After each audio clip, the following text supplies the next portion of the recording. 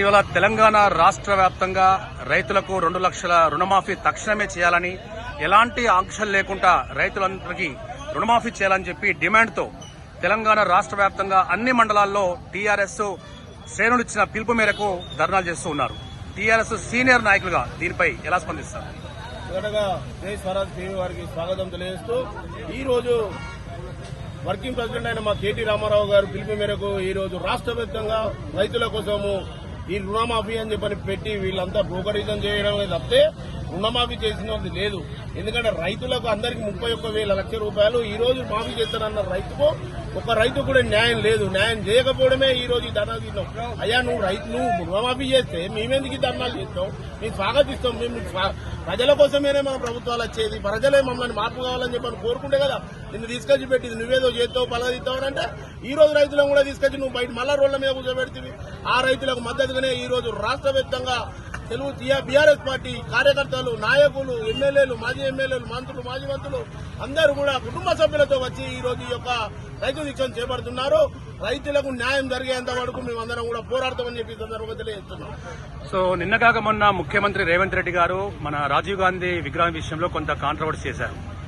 మా రాజీవ్ గాంధీ విగ్రహం తాకిచోడు నీ అంతు చూస్తామని చెప్పి, మరో పక్ష ఈవెన్ కేటీఆర్ గారు కూడా మా ప్రభుత్వం అధికారానికి వచ్చిన తర్వాత మొదటి రోజే ఆ విగ్రహాన్ని కూలగొడతామని చెప్పి కొంత ఆర్గ్యుమెంట్ ఇరుపక్షాలు చేసుకున్నారు. దీనిపై మీరేమంటారు? ఒకటి సీఎం రేవంత్ రెడ్డి గారు మేము చెప్పేది ఒకటి ఏంటంటే, మీరు ఒక విగ్రహాలు పెట్టేటప్పుడు ప్రతిపక్షంలో ఉన్న ప్రతి ఒక్కరిని కూడా విచారించాల్సిన అవసరం ఉన్నది. అటు కమ్యూనిస్టు పార్టీ కావచ్చు, తెలుగుదేశమే కావచ్చు, బీజేపీ కావచ్చు, టీఆర్ఎస్ పార్టీ కావచ్చు. మేము ఉన్నదాకా ముఖ్యమంత్రి, మాజీ ముఖ్యమంత్రి మా కేసీఆర్ గారు ఉన్నారు, వర్కింగ్ ప్రెసిడెంట్ రామారావు గారు ఉన్నారు, వీళ్ళందరూ ఉన్నారు.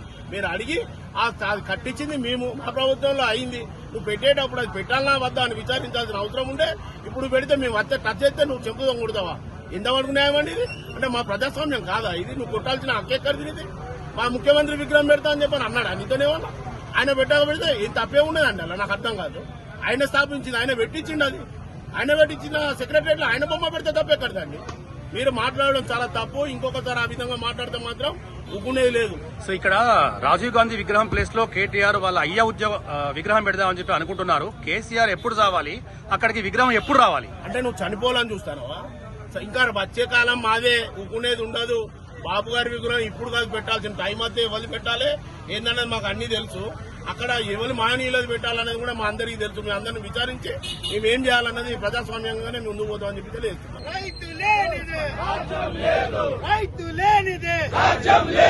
రైతులకు ఎలాంటి హామీలు లేకుండా రుణమాఫీని వెంటనే, రైతులకు ఎలాంటి ఆంక్షలు లేకుండా రుణమాఫీని వెంటనే. అన్న దయచేసి కూర్చోవాలి, మీరు కూర్చోవాలి. రైతు లేనిదే రాజ్యం లేదు. 60, 120 రేవంత్ రెడ్డి 420, 60, 120 రేవంత్ రెడ్డి 420, 60, 120 రేవంత్ రెడ్డి 420.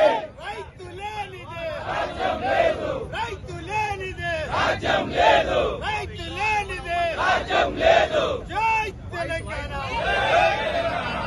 కేసీఆర్ నాయకత్వం.